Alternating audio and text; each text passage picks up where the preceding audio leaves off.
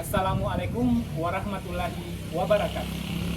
Kami, calon guru penggerak Angkatan 8 Kabupaten Pinrang. Pada kesempatan kali ini, kami akan melakukan praktek percakapan coaching secara triad yang terdiri dari 3 siklus. Saya Hijir Ismail, SPD, dari UPT SDN 141 Pinrang. Saya Haryana Dahlan, SPDI, dari UPT SMP Negeri 9 Lembang. Saya Sumarni, SSI, dari UPT SMA Negeri 8 Pinrang. Selamat menyaksikan.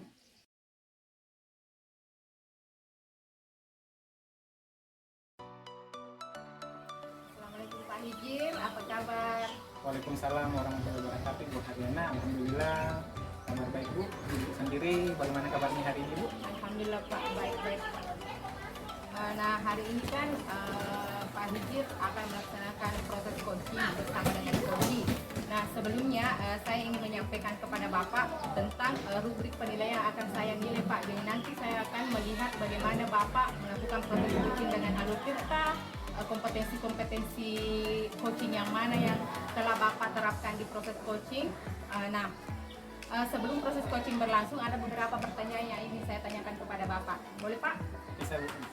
Pertama itu kompetensi coaching yang mana yang ingin Bapak kembangkan pada proses coaching kali ini Pak?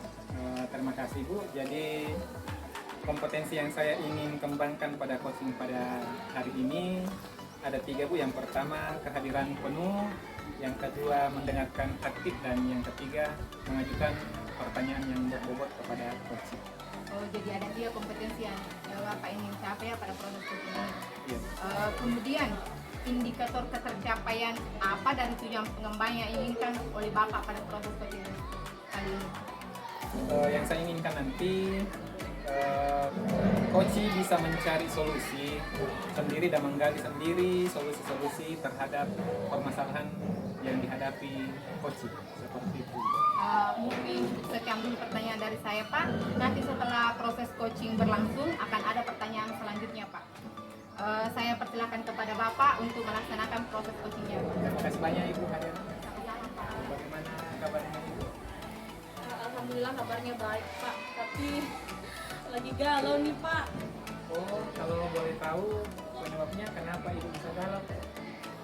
Begini Pak, baru saja saya disupervisi dan saya ditegur oleh kepala sekolah terkait pada saat supervisi saya tidak menggunakan buku teks kurikulum, padahal saya sudah mengajar sesuai dengan RPP yang saya gunakan, dan Bapak Kepala Sekolah telah menyetujui RPP yang saya gunakan pada saat supervisi. Jadi karena penyebab hal itu Ibu jadi galau ya? Karena ditegur oleh Bapak Kepala Sekolah? Iya Pak, begitu. Jadi sekarang Ibu Sumarni apa yang ingin Ibu inginkan? Sebenarnya kalau menurut saya nih Pak, apa yang saya lakukan dari RPP yang saya berikan pada saat proses pembelajaran itu juga kan tidak menyalahi aturan kurikulum. Lagian kita kan juga dibebaskan oleh kurikulum untuk memilih referensi yang digunakan dari sumber manapun yang digunakan asalkan sesuai dengan kurikulum. Bukannya seperti itu Pak. Nah, kemudian RPP juga sudah ditandatangani oleh Bapak Kepala Sekolah. Artinya Bapak Kepala Sekolah sudah menyetujui RPP yang saya buat. Jadi di sini Ibu merasa tidak nyaman karena ditegur, padahal Ibu sudah menggunakan RPP yang ditandatangani oleh Kepala Sekolah. Iya Pak, saya benar-benar merasa tidak nyaman. Terus apa yang selanjutnya yang akan Ibu rencanakan untuk mengatasi masalah? Ya, mungkin mungkin saya akan menemui kepala sekolah lagi, lalu mencoba dulu mencari atau konsultasi tentang penggunaan buku teks tersebut, dan mungkin mengobrol atau konsultasi dengan wakasek kurikulum perihal tersebut untuk lebih mengetahui. Jadi dari RPP yang saya buat bahwa kita bisa menggunakan sumber-sumber lain, dan jadi intinya saya ingin komunikasikan dulu dengan kepala sekolah, begitu Pak. Jadi ibu mau minta bantuan dari wakasek kurikulum untuk melakukan konsultasi dengan bapak kepala sekolah terlebih dahulu ya. Lalu apa pola keberhasilan mengenai permasalahan yang ibu hadapi? Saya inginnya, karena RPP yang saya ingin buat ini sudah melalui proses diskusi dengan MGMP dan kesesuaian dengan kurikulum. Jadi kegiatan ibu, keinginan ibu RPP ini sudah disetujui, dan sumber-sumber juga sumber lain juga menerima hal tersebut. Apakah hal itu yang akan ibu sampaikan ke kepala sekolah? Iya Pak. Nah, selain itu apa lagi yang akan ibu lakukan? Selain itu yang akan saya lakukan, karena pengawas merasa apa yang saya lakukan itu belum tepat, meskipun saya merasa benar loh Pak, saya ingin tetap akan menemui pengawas dan menjelaskan bahwa saya sudah menggunakan referensi atau bukti bahwa RPP itu boleh kok digunakan tanpa buku teks atau boleh dengan menggunakan sumber lain. Bagus itu Bu. Selain mempunyai niat bertemu dengan kepala sekolah, ibu juga berniat bertemu dengan pengawas dan menjelaskan serta meminta solusi tentang apa yang ibu inginkan. Nah, selain itu ada tidak rencana ibu selanjutnya? Jadi yang ingin saya bicarakan selanjutnya mungkin itu saja sih Pak. Yang penting kan RPP yang masih tetap digunakan, dan pengawas bisa menerima juga Pak, tentunya setelah saya jelaskan dahulu. Berarti ibu sudah memiliki kekuatan dan keberanian untuk menemui bapak kepala sekolah dan pengawas untuk menjelaskan secara langsung ya Bu. Bagus juga itu ya. Jadi prioritas apa yang akan ibu lakukan sekarang? Pertama, saya menemui wakasek kurikulum untuk menjelaskan tentang apa yang telah saya buat, untuk mempertegas bahwa apa yang telah saya buat itu boleh kok digunakan. Kemudian setelah konsultasi dengan wakasek kurikulum, maka saya akan mencoba konsultasi kembali dengan bapak kepala sekolah dan bapak pengawas untuk menyatukan persepsi tentang penggunaan sumber belajar. Nah, kalau ibu melakukan semua rencana itu, kira-kira apa kendala yang mungkin ibu temui nantinya? Ya mungkin kendalanya saya khawatir Pak kalau tidak ada kesamaan persepsi di antara ketiga-tiganya. Di sini takut beda persepsi ya. Iya, harusnya ada persepsi di antara mereka, antara pengawas dan bapak kelas. Terus bagaimana kira-kira untuk mengatasi permasalahan yang akan dilakukan? Kalau seperti itu, tentu saya akan mencari lebih banyak referensi untuk lebih memperkuat bahwa apa yang saya lakukan itu sudah benar. Begitu Pak. Jadi ibu nanti akan membawa referensi-referensi yang mendukung tentang apa yang ibu ingin bicarakan supaya pengawas setuju dengan apa yang ibu berikan pada saat mengajar. Kira-kira di sini komitmen apa yang akan ibu lakukan biar berhasil dalam rencana yang akan ibu kerjakan ini? Komitmen saya Pak, tetap menjalankan cara mengajar dengan sumber-sumber lain. Tentunya saya akan berbicara baik dengan bapak pengawas agar pengawas dapat menerima komitmen saya. Terus siapa kira-kira yang bisa membantu ibu fokus dengan komitmen ibu ini? Saya sangat mengharapkan tentunya adanya bantuan bapak kepala sekolah. Sekolah ini. Iya. Nah, dari semua rencana ibu ini kapan kira-kira ibu akan melakukan ini? Insya Allah secepatnya Pak. Secepatnya ya. Iya. Jadi di sini ibu sudah mempunyai komitmen. Waalaikumsalam ibu. luar biasa sekali ya. Tadi saya lihat proses coaching yang telah Bapak lakukan dengan Ibu Sumarni. Nah, sekarang pada tahap pasca observasi ini ada beberapa hal yang ingin saya tanyakan kepada Bapak. Setelah Bapak tadi melakukan proses coaching, apa Bapak sudah lakukan terkait indikator ketercapaian pengembangan yang diinginkan? Ya, terima kasih Bu atas waktunya. Jadi di sini tadi pada saat coaching, menurut saya sudah berjalan sesuai dengan alur tirta, di mana tadi coach sudah menyampaikan tujuannya, mengidentifikasi permasalahan, rencana, aksi dan tanggung jawab terhadap kegiatan yang coach akan melaksanakan. Oh ya Pak. Jadi pada saat proses coaching tadi, saya sudah mengobservasi dari hasil catatan saya melihat bahwa tadi Bapak sudah melakukan coaching dengan sangat baik.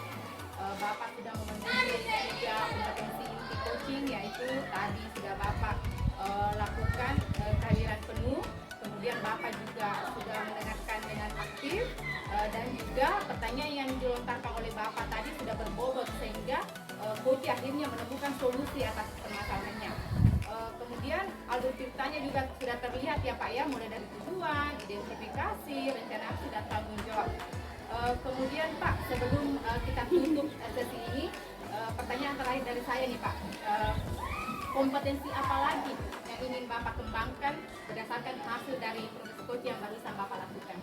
Jadi dari hasil coaching yang tadi saya lakukan, saya ingin meningkatkan kemampuan kompetensi saya di bidang menanyakan atau menjadi pendengar aktif, dan ingin meningkatkan lagi kemampuan memberikan pertanyaan yang berbobot agar bisa lebih menggali lagi potensi-potensi yang ada pada coach saya.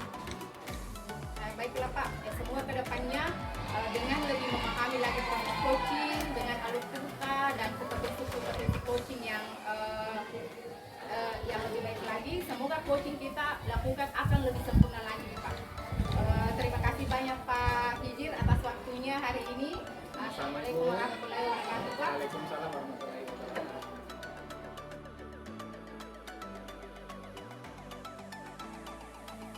Assalamualaikum Ibu Haryana. Waalaikumsalam. Apa kabar hari ini? Alhamdulillah baik. Jadi begini Bu, hari ini Ibu akan melakukan proses coaching terhadap coaching.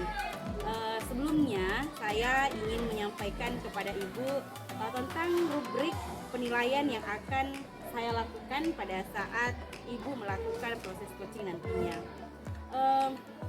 Ibu pada saat nanti saya akan melakukan pengamatan yang saya akan nilai apakah proses coaching yang Ibu lakukan sudah sesuai dengan alur tirta, kemudian apakah nantinya Ibu sudah menunjukkan kompetensi inti pada saat coaching, yaitu di mana 3 kompetensi yang harus ada pada saat coaching, yaitu mulai dari kehadiran penuh, kemudian pertanyaan yang berbobot, dan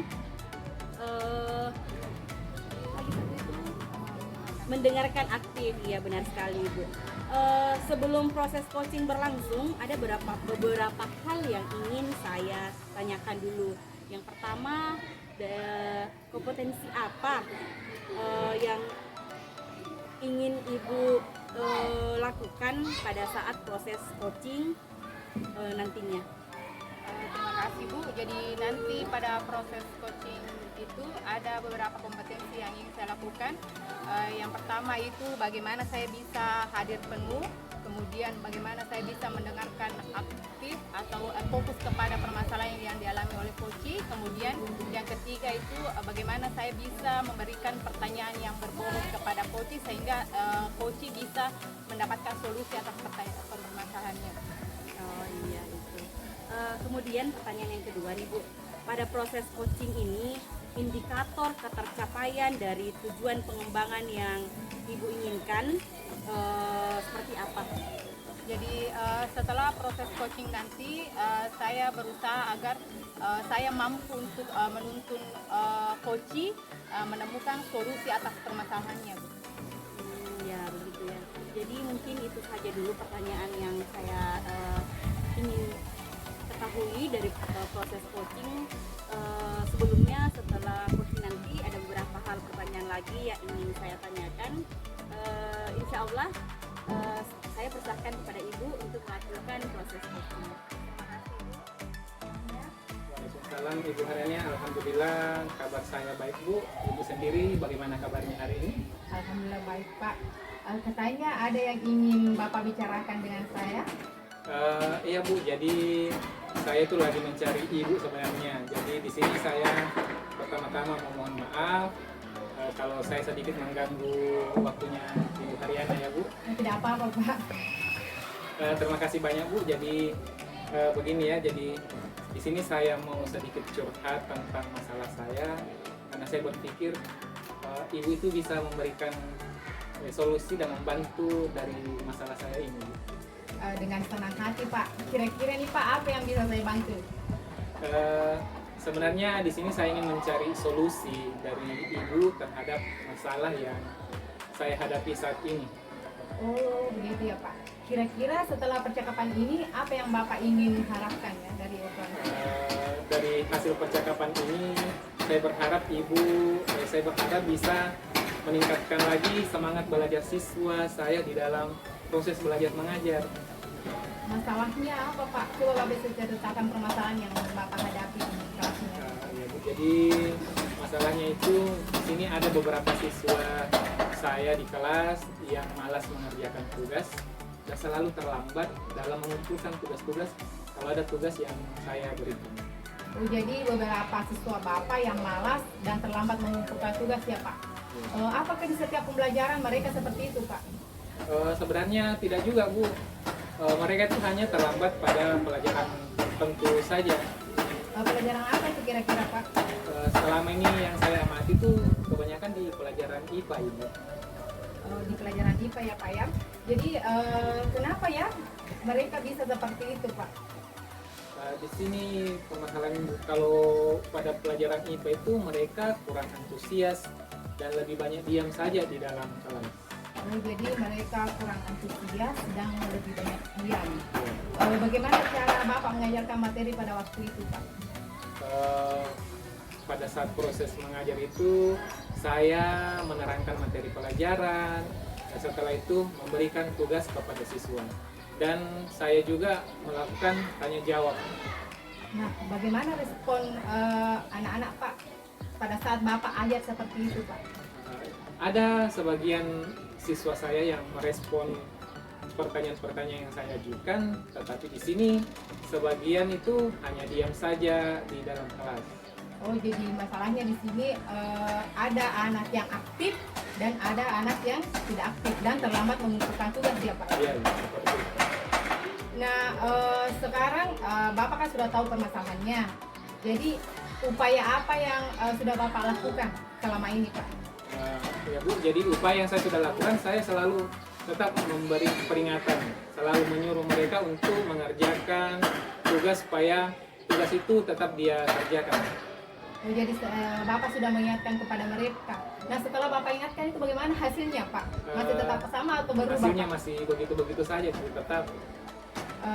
Terus apa yang akan Bapak lakukan agar anak-anak itu atau siswa-siswa Bapak itu lebih termotivasi lagi Pak dalam belajar? Nah, di sini mungkin yang saya akan lakukan pertama akan mencari metode pembelajaran lagi yang lebih menarik lagi. Saya sadar mungkin bahwa dalam proses saya yang kurang menerapkan pembelajaran. Jadi yang akan saya lakukan mencari metode-metode pembelajaran yang lebih menarik sehingga anak-anak bisa lebih nyaman lagi dan lebih bersemangat lagi dalam proses belajar mengajar. Saya setuju dengan rencana Bapak. Jadi Bapak akan memberikan metode yang lebih menarik sehingga anak-anak bisa nyaman lagi belajar.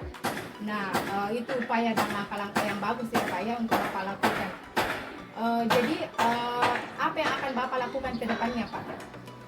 Jadi yang akan saya lakukan ke depan ini mungkin saya akan mulai merefleksi pembelajaran saya, di mana saya mencari letak kekurangan pembelajaran saya dan saya juga akan menggunakan metode-metode pembelajaran yang lebih menarik lagi sehingga antusias siswa di dalam kelas itu lebih aktif dan lebih bersemangat dalam belajar.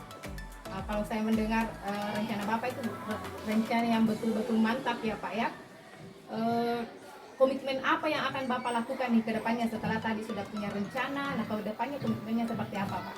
Ya Bu, jadi di sini komitmen saya sama saya yang sampaikan tadi, saya akan berusaha melaksanakan pembelajaran yang inovatif, mungkin menggunakan pembelajaran yang berbasis IT, dan menggunakan beberapa media pembelajaran yang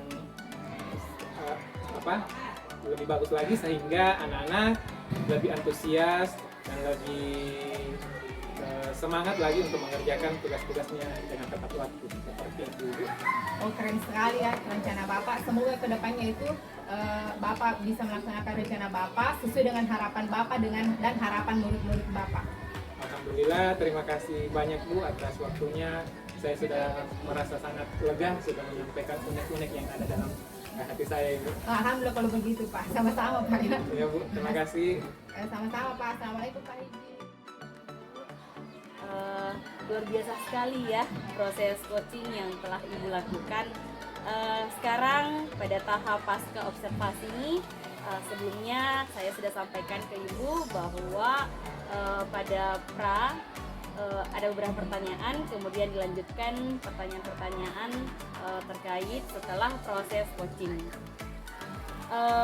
Setelah Ibu tadi melakukan proses coaching, kira-kira apa yang sudah Ibu lakukan terkait indikator ketercapaian pengembangan yang diinginkan? Setelah proses coaching tadi, saya merasa bahwa saya sudah melakukan coaching sesuai dengan alur kita, yaitu sudah ada tujuan, identifikasi, kemudian rencana aksi, kemudian tanggung jawab. Kemudian saya sudah melakukan coaching, menghadirkan 3 kompetensi coaching tadi seperti kehadiran penuh, bagaimana saya mendengarkan aktif, kemudian memberikan pertanyaan yang berbobot kepada coach. Biasa. Jadi saat proses coaching tadi saya sudah mencatat beberapa hal yang saya lihat. Saya mengobservasi pada saat proses coaching, pada saat Ibu menjadi seorang coach dan menyelesaikan permasalahan-permasalahan yang dihadapi oleh coach. Tadi saya melihat Ibu sudah melakukan coaching yang sudah sangat baik. Kemudian Ibu sudah memenuhi 3 kompetensi inti coaching, yaitu Ibu sudah melakukan kehadiran penuh, kemudian yang kedua mendengarkan aktif, dan yang ketiga Ibu sudah melakukan atau memberikan pertanyaan-pertanyaan yang berbobot, sehingga akhirnya Ibu dapat menemukan solusi atas permasalahan yang dihadapi oleh coaching. Kemudian selain daripada itu sudah memenuhi alur tirta, terlihat tujuannya, identifikasi, rencana aksi, dan tanggung jawab. Selain daripada itu, satu lagi ya Bu pertanyaannya sebelum kita tutup, kompetensi apa lagi yang ingin Ibu kembangkan berdasarkan hasil dari proses coaching yang barusan tadi Ibu lakukan? Jadi kompetensi yang ingin saya kembangkan lebih dalam lagi yaitu bagaimana saya bisa memberikan pertanyaan yang berbobot kepada coach, sehingga coach ini bisa menggali situasi untuk menghasilkan ide-ide baru untuk mencari solusi dari permasalahannya itu. Baik sekali Bu ya.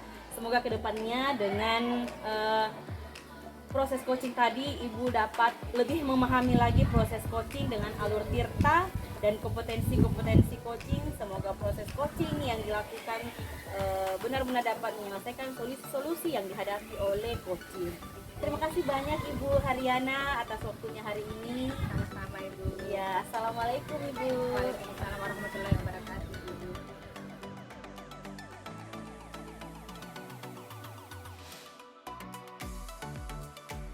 Assalamualaikum warahmatullahi wabarakatuh. Waalaikumsalam warahmatullahi wabarakatuh. Bagaimana kabarnya Ibu hari ini? Alhamdulillah baik. Bapak sendiri bagaimana kabarnya? Alhamdulillah saya juga baik, Ibu. Alhamdulillah. Jadi hari ini Ibu akan melakukan coaching bersama Ibu Haryana ya? Iya, benar sekali. Nah, jadi sebelum melakukan coaching, sebagai awal saya akan memberikan beberapa pertanyaan terhadap kegiatan coaching Ibu ya. Iya. Yang pertama, yang ingin saya tanyakan sama Ibu, kompetensi apa yang ingin Ibu kembangkan pada kegiatan coaching kali ini?